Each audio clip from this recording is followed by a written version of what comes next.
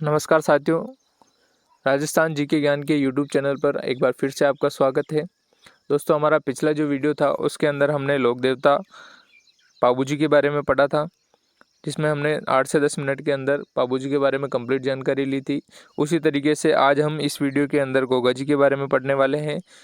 तो बिना time waste किए हम गोगा जी के बारे में स्टार्ट करते हैं। इस वीडियो के अंदर 8 से 10 मिनट में आपको गोगा जी के बारे में कंप्लीट जानकारी मिलने वाली है, जिसके अंदर हमने एनसीईआरटी को भी सम्मिलित किया है। जो आपका 10th क्लास का राजस्थान अध्ययन का जो सेकंड चैप्टर है संत एवं लोक देवता, वहाँ से जो गोगा जी के बारे में जानकारी है उसको भी हमने इसके अंदर सम्मिलित किया है। क्योंकि आजकल ट्रेंड ये चल रहा है कि एनसीईआरटी से क्वेश्चन पूछे जाते हैं, तो आपका कोई भी क्वेश्चन छूटे नहीं, इसके लिए हमने एनसीईआरटी को कवर करते हुए एडवांस लेवल तक आपको इस वीडियो में पढ़ाया है, ताकि आप अच्छे तरीके से गोगा जी के बारे में जानकारी प्राप्त कर सके और उसको याद कर सके। दोस्तों, वीडियो को दोबारा 1 से 2 बार देखिएगा, ताकि आपको जानकारी साथ के साथ याद हो जाए और आपको अलग से लोक देवता कहीं से पढ़ने की ज़रूरत नहीं पड़े। और 10 मिनट का वीडियो है, तो आपका ज़्यादा टाइम वेस्ट भी नहीं होगा और आपका एक टॉपिक क्लियर हो जाएगा। ठीक है, फिर अगर आपका गोगा जी के बारे में कहीं से भी क्वेश्चन आता है तो आप उसको आराम से कर सकते हैं। तो चलिए स्टार्ट करते हैं गोगा जी के बारे में। दोस्तों, गोगा जी जो है, सबसे पहले तो ये याद रखना है कि हमारे जो पांचों पीर है उसके अंदर गोगा जी को हम इंक्लूड करते हैं। कल भी मैंने आपको बताया था कि पांचों पीरों के अंदर ट्रिक से आपको पांचों पीरों के नाम याद रखने हैं, ताकि ये क्वेश्चन अगर कहीं से बनता है कि पांचों पीरों के अंदर कौन नहीं आते हैं कौन आते हैं, तो आप आसानी से कर सके। ये इजी क्वेश्चन है, लेकिन बहुत बार कन्फ्यूजन हो जाता है तो गलत भी हो जाता है। ठीक है, तो वो याद रखना है। जो गोगा जी थे, इनका जन्म विक्रम संवत 1003 के अंदर हुआ था। ठीक है, और ददरेवा चूरू के अंदर इनका जन्म हुआ था। दोस्तों, इनका जन्म जहाँ हुआ था ददरेवा चूरू के अंदर, वहाँ पे एक मंदिर बना हुआ है और उस मंदिर को हम कहते हैं शीर्षमेड़ी। ठीक है, तो ये भी आपको याद रखना है। उस स्थान को कह लो या फिर उस मंदिर को कह लो, उसको शीर्षमेड़ी कहा जाता है। और इनका जो समाधि स्थल है वो है दुर्मेड़ी के अंदर। ठीक है, जो कि गोगामेड़ी हनुमानगढ़ के अंदर है, ये आपको याद रखना है। फिर आता है इनके पिता का नाम। दोस्तों, जो हमारे गोगा जी थे वो चौहान वंश के माने जाते हैं। तो इनके पिता का नाम था जेवर सिंह चौहान और इनकी माता का नाम था बाछल दे। दोस्तों, इनकी पत्नी का नाम था केलम दे। अब केलम दे के साथ ही इनकी एक स्टोरी आती है। अब वो स्टोरी मैं आपको 1 से 2 मिनट के अंदर बता देता हूँ।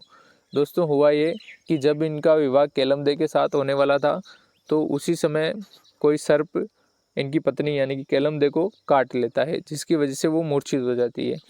उसके बाद गोगा जी क्रोधित हो जाते हैं और क्रोध में आने के बाद गोगा जी मंत्रों का उच्चारण करने लगते हैं, जिसकी वजह से जो सारे के सारे सांप थे वो एक तेल की कढ़ाई या फिर ऐसा भी माना जाता है हवन कुंड जो था उसके अंदर आके गिरने लगते हैं, जिसकी वजह से सारे के सारे जो सांप थे उनकी मृत्यु होने लग जाती है।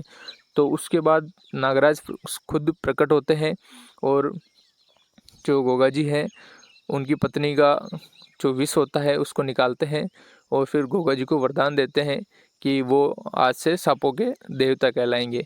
तो उसके बाद से गोगा जी को सांपों के देवता माने जाने लगा। और जब भी किसी भी आज भी अपने जो गांव हैं उनके अंदर अगर किसी को सांप काट लेता है, तो गोगा जी का जो स्थान होता है वहाँ पर ऐसा माना जाता है कि जो गोगा जी का स्थान है वहाँ पे ले जाने के बाद उसका विष जो होता है, सांप का जो विष होता है वो कम हो जाता है, ऐसी मान्यता है। और गोगामेड़ी के अंदर जो मंदिर बना हुआ है वहाँ पर ले जाने पे सांप का जो विष होता है उसका प्रभाव कम हो जाता है। ठीक है, तो ये थी स्टोरी। इसीलिए इनको सांपों का देवता भी कहा जाता है। इनके जो गुरु थे उनका नाम था गोरखनाथ। ठीक है, इनके जो गुरु थे उनका नाम था गोरखनाथ। ऐसा भी माना जाता है कि गोरखनाथ के आशीर्वाद से ही इनका जन्म हुआ था, तो ये भी आपको याद रखना है। एक आता है इनके मौसेरे भाई जो थे अर्जन और सर्जन। दोस्तों, इनके मौसेरे भाई का नाम हम इसलिए याद रखते हैं क्योंकि अर्जन और सर्जन के साथ इनका कुछ ज़मीन को लेके कुछ विवाद चल रहा था, जिसकी वजह से बाद में इनका युद्ध होता है और युद्ध के अंदर गोगा जी जो है वो शहीद हो जाते हैं। तो वो याद रखना है। जो महमूद गजनवी था वो इनके समकालीन था, या फिर हम यूँ कह सकते हैं कि जो गोगा जी थे वो महमूद गजनवी के समकालीन थे।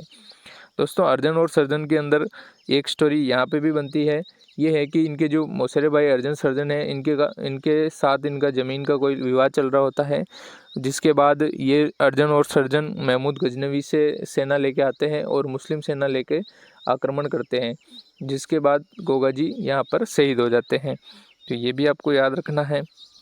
दोस्तों, इनका जो गोगा मेडी के अंदर जो मंदिर बना हुआ है वो मकबरे नुमा आकृति में बना हुआ है, ये आपको याद रखना है।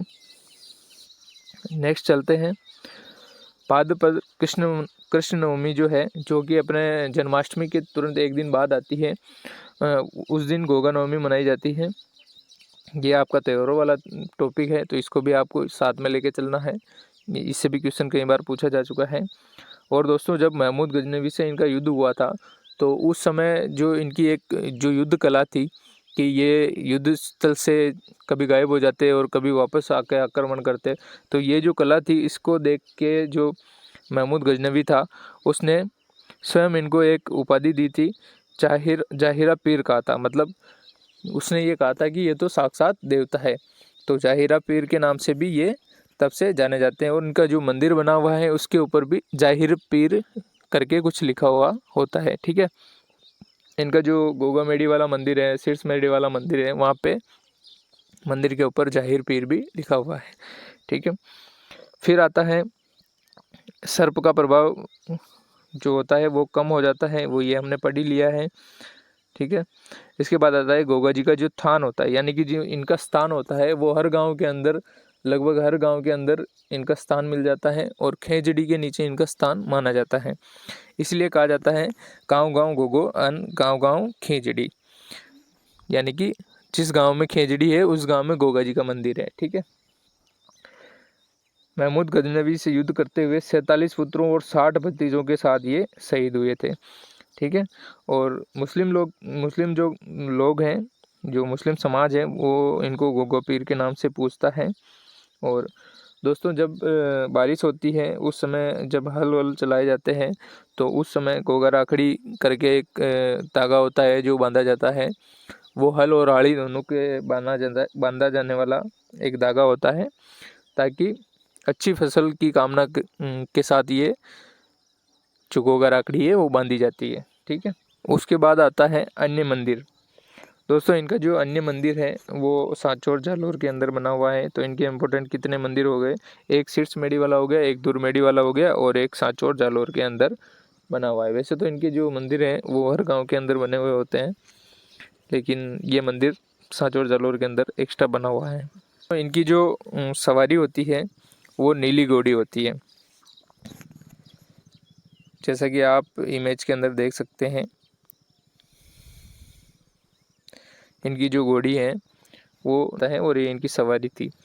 ठीक है, उसके बाद इसी इमेज के अंदर हम देखेंगे कि इन्होंने एक हाथ में एक बाला लिया हुआ है, और इनके जो सिर पे है एक सर्प को दर्शाया गया है। ठीक है, तो जो इनके स्थान होते हैं वहाँ पे जो इनकी मूर्ति बनी हुई होती है, पत्थर की जो मूर्ति होती है, उसके ऊपर एक भाला और एक सांप को दिखाया जाता है। मैं आपको दिखा देता हूँ। जैसे इनकी एक मूर्ति है, इस तरीके से ये मूर्ति बनी हुई है। इस मूर्ति के अंदर एक सांप को इस तरीके से दर्शाया जाता है, और इसी के साथ एक भाला जो है वो बनाया जाता है। ठीक है, ये आपको ध्यान में रखना है। ये कभी कभार जो अपने स्टेटमेंट वाले क्वेश्चन होते हैं उसके अंदर पूछ लिया जाता है। ठीक है, बाद आता है इनके जो मंदिर है उसको फिरोज शाह तुगलक ने बनवाया था, और मंदिर के ऊपर बिस्मिल्लाह लिखा हुआ है। क्या लिखा हुआ है? बिस्मिल्लाह। दोस्तों, आप सोच नहीं सकते कि फिरोज शाह तुगलक ने इनका मंदिर बनवाया होगा, लेकिन ये फैक्ट है और ये आपको याद रखना है, इम्पोर्टेंट है। तो कभी भी पूछा जा सकता है कि गोगा जी का जो मंदिर है वो किसने बनवाया था, किस मुस्लिम शासक ने बनवाया था। ठीक है, फिर से मैं फटाफट से रिवाइज करवा देता हूँ आपको। ठीक है, जो गोगा जी है उनका जन्म हुआ था 1003 में ददरेवा चुरू के अंदर हुआ था। इनके पिता का नाम जेवर सिंह चौहान, इनकी माता का नाम बाछलदे केलमदे इनकी पत्नी का नाम था, और इनके गुरु का नाम था गोरखनाथ। मौसेरे भाई थे अर्जन सर्जन, महमूद गजनवी के समकालीन थे। इनके दो मंदिर बने हुए हैं, एक शीर्ष मेडी के अंदर बना हुआ है और एक दुरमेडी के अंदर बना हुआ है। इनका जो दुरमेडी वाला मंदिर है वो मकबरे नुमा आकृति का है, क्योंकि इसको फिरोज शाह तुगलक जो है उसने बनवाया था। उसके बाद आता है इनका जो मेला लगता है वो लगता है भाद्रपद कृष्ण नवमी जो आती है, जिसको गोगा नवमी अपन बोलते हैं, उसके दिन इनका मेला लगता है। और इनको जाहिर पीर किसने कहा था? वो महमूद गजनवी ने कहा था। जाहिर पीर का जो मीनिंग होता है वो होता है साक्षात देवता।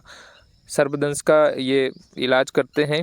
गोगा जी का थान हर खेजड़ी के नीचे पाया जाता है, इसलिए गांव गांव गोगो और गांव गांव खेजड़ी हम बोलते हैं। महमूद गजनवी के साथ युद्ध करते हुए इनके 47 पुत्र और 60 भतीजों के साथ ये शहीद हुए थे। इनको मुस्लिम समाज जो है गोगा पीर के नाम से पूछता है, और गोगा राकड़ी हल और हाड़ी दोनों को बांधी जाती है। ठीक है, नेक्स्ट है इनके जो अन्य मंदिर हैं वो साचौर जालोर के अंदर है, और इनकी घोड़ी जो है वो नीली घोड़ी है, और इसको गोगा बप्पा भी कहते हैं। ठीक है, इनकी जो पत्थर की मूर्ति है उसके ऊपर सांप और भाला उत्कीर्ण होते हैं, और इनका जो मंदिर है जो कि दुरमेड़ी के अंदर बना हुआ है उसको फिरोज शाह तुगलक ने बनवाया था, और इसके ऊपर बिस्मिल्लाह लिखा हुआ है। तो ये था आपका आज का टॉपिक गोगा जी के बारे में, जिसके अंदर हमने 8 से 10 मिनट के अंदर पूरा कंप्लीट गोगा जी के बारे में पढ़ा। और मेरे को जहाँ तक लगता है इसके अलावा गोगा जी के बारे में कोई भी जानकारी नहीं है, और अगर है तो आप कमेंट बॉक्स में कमेंट करके ज़रूर बताइएगा, ताकि आपके अन्य साथियों को भी हम बता सके और हम अपनी गलती सुधार सके। तो आज का ये वीडियो देखने के लिए आपका बहुत बहुत धन्यवाद, और इसी तरीके से हमारे वीडियो में बने रहिएगा और हमारे चैनल को सब्सक्राइब कीजिएगा, ताकि आप आने वाले जो वीडियो है उसको प्राप्त कर सके और अपनी तैयारी को मजबूत कर सके। धन्यवाद।